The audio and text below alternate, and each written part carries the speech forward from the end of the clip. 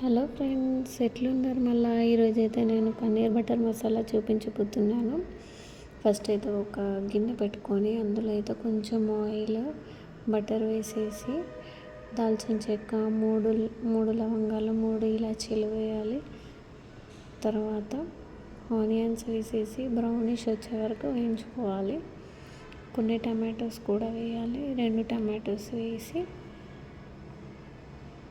మూత పెట్టుకోవాలి. కాసేపు అయినాక బ్రౌనిష్ వచ్చే వరకు అలానే ఉంచాలి.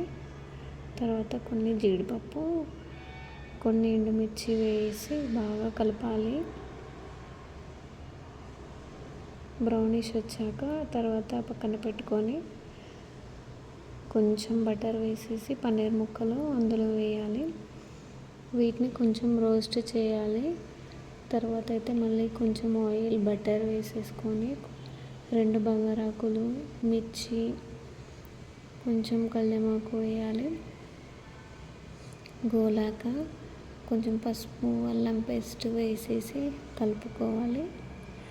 తర్వాత అయితే మనం మిక్సీ పట్టుకొని పెట్టుకున్న ప్యూరీని ఇందులో వేసి మిక్స్ చేయాలి. తర్వాత కొంచెం సాల్ట్, 1½ స్పూను, 1 స్పూను కొంచెం కారం,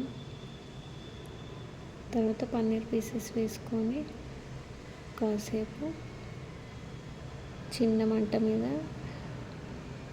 చేయాలి. తర్వాత కసూరి మేతి, ధనియాల పొడి, కొంచెం బటర్, లాస్ట్కి అయితే పన్నీర్ బటర్ మసాలా రెడీ.